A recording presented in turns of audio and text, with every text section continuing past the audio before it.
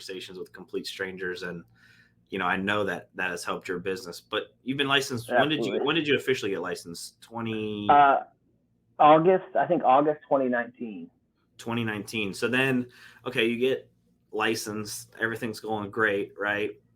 What's the initial struggles? What's the initial success? I mean, did you hit the ground running? Did you have some peaks and some valleys? Rhiannon's team is a very high operating team, right?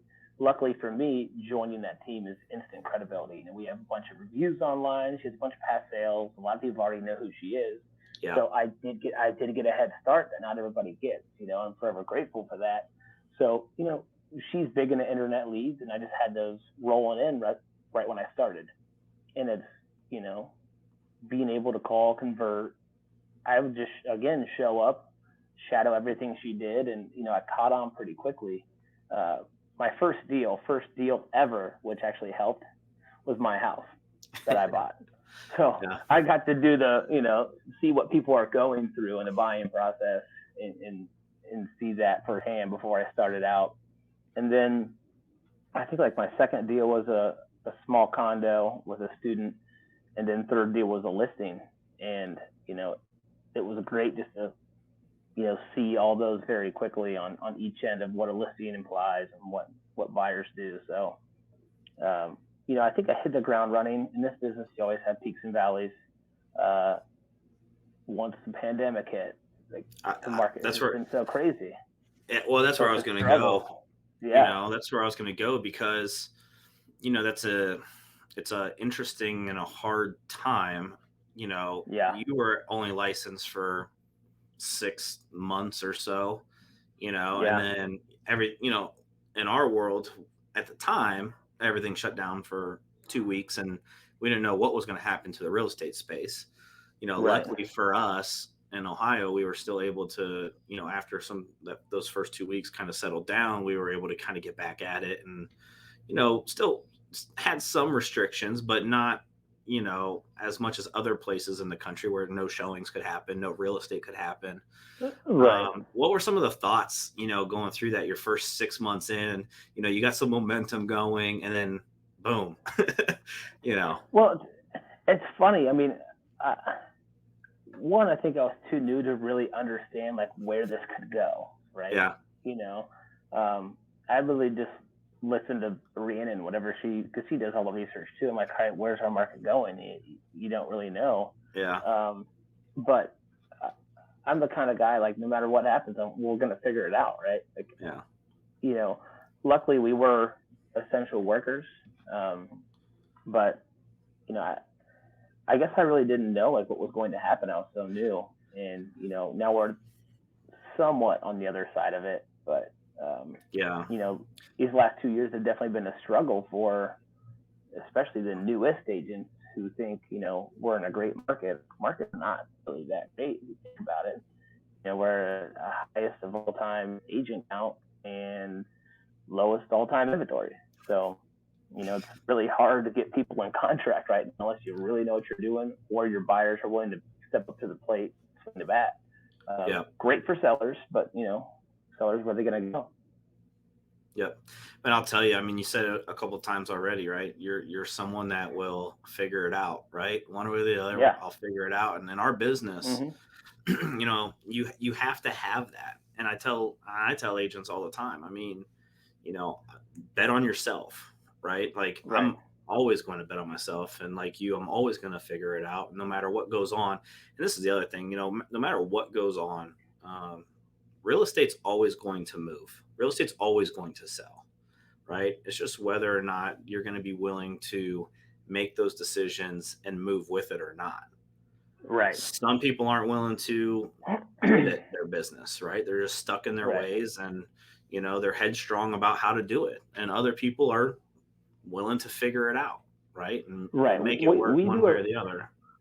We do a really good job, and everybody, I feel like, in at least our inner community, we stay on top of trends here in the real estate business, and you have to be able to move with the market, move with the trends, move with the industry, because if you don't, success is very, very tough.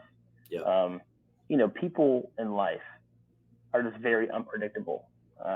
So that comes to dealing with clients as well. And it's really hard for buyers to get into contract unless their agent knows how to get them in contract with creative ways. As we say, usually it takes 3 or 4 contracts that they lose out on when they really start listening to us. It's like, listen, I really am here for your best interest, and I want you to, get that house the first time like everybody else does. Yeah. But when you're throwing out crazy ideas or, creative, if you will, you're like, oh, wow, I didn't really expect the market was that crazy. Yeah. Yes. It's social proof, right? And that can apply to both like clients, buyers and sellers, but that also can apply to real estate agents, right? Part of the reason why I think you had success in the beginning and why your team is a top performing team is because there's the social proof that what is being provided and given to you and your team works.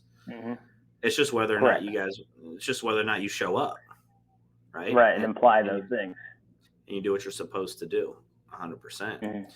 100%. So, we're up to the point, okay, you've been licensed now 2 years, 2.5 years. What, looking forward, right? What's something that you're looking to accomplish in the next 12 months? Personal or business, it doesn't matter to me, but what's kind of a 12-month goal for you? Well, I mean, going back to, the investment side of it, my goal now is to buy at least one, buy and hold a year and keep those and have that coming in as passive income because, at the end of the day, we don't know how this market is going to, proceed. So if I can have rentals and passive income coming in where I don't have to necessarily rely on a commission check to pay for my bills or for my mortgage, that's awesome. Where I can have some play money here and there. As you know, and not many people do, but Ryan and I have been talking, and she has done so much for me in the last 2.5 years. So I kind of said, hey, I'm loyal now. What can I do for you? Yeah. And she's like, I've been in this business 16 years. I'm a single mom. I have a daughter that's doing all these sports. I'm like, well, let me start training new agents. So now, I mean, if you want to call it agent development, but I enjoy, teaching and trying to get new agents up to speed in this market because I want to see them succeed as well. Yeah. I mean, there's really no greed. There's plenty of houses and referrals for everyone on our team. Right. But with doing that, it keeps me sharp, sticking with the 101 things, and I have an agent I'm doing 101 with, and then they kind of fly away a little bit. A new agent I'm doing 101 with. It just keeps me sharp, and I think it's going to help my business and me being able to, work out kinks here and there and stay sharp. Yeah. Yeah. You and I have a lot in common with those regards, and you're right. Like I always say, as a real estate agent, I think everyone needs a coach, right? Because, even if you know what you're supposed to do, it's good just hearing it from someone else, right? Even if you know everything. But I also think, having a peer, right? Someone that's on the same path as you right now, right? To help you through the highs, help you through the lows. And then being a coach to someone else that wants to get to where you're currently at. And I don't care if you only sold 2 transactions, right? Like there's a brand new agent that wants to get to 2. And to your point, and what I've learned over the last 10 years is as I've helped other agents get into the business and grow their own business, it does keep me sharp. It does keep me top of my game. And it also helps me with my own clients because I'm becoming a better communicator. I'm becoming a better listener, right? I'm becoming a better problem solver, right? Whether it's for our agents or whether it's for our clients. And, I know you just started that role in the last 6 months or so, 8 months or so. Probably last 3 months. 3 months. It's fresh. Yeah. But you hit the nail on the head. Yeah, exactly. Better communication and better value for your clients. So it's definitely a mutual win. And for me personally, like it gives me that high, you know what I mean? Like, Yeah, yeah, when you see an agent that joins your team that, wants to get rolling and, you know, maybe they're just not getting it yet, but you can start to see some of that momentum build. And then boom, they right. get that first one in contract. And then boom, they Hmm. get that second one in the same month, right? And it completely changed. Like you and I have been blessed. Yeah, We got the right person in the very beginning. We both were able to hit the ground running, right? And real estate has done uh, amazing things for me. yeah, I look back 10 years, I've never had to clock out, clock in. I've never had to request time off for vacations. You know what I mean? Like it's been so wonderful for me. And I know you feel the same way now. And now it's like, yeah, how can I deliver this feeling to other agents that not just come on our teams, but that we're right. around, right? Because That we're around. we've all been stuck. We've all been in a struggle. Yeah. Obviously, I can't help as many people in a different career path, and talking about their career. I mean, we can talk personal stuff, but if I can help somebody who's really trying to get there, who's willing to put in the work, that's great for me too. And you know, you oversee quite a few people, and a little bit more than I do, but you know, I kind of listen to what you say. Like, I'm not chasing them. Yeah. If they want to come in here and they want to, learn some things or need to ask me questions, I'm here for them all day. Yeah. And again, real estate has done great things. I want people to have financial freedom. I want people to have schedule flexibility. In this market, you do have to know that, you're still taking phone calls late at night. You're taking phone calls all weekend. Even though I was in Florida, Saturday I was probably in the parking lot on the phone for about 2 hours.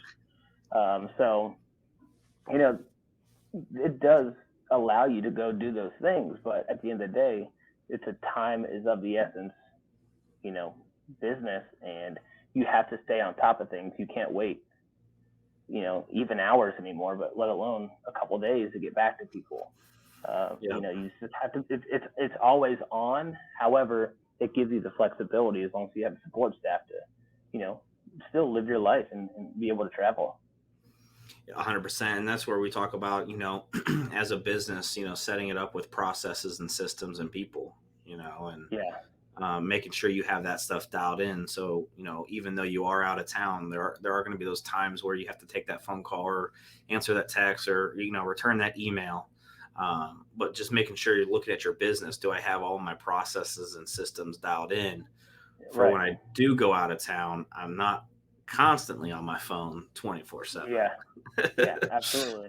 So, No one likes to be the guy that has to step away all the time on their phone. But and you know, that used to be me, with yeah, my yeah, friends and my now wife and all of that. Like I was yeah. that.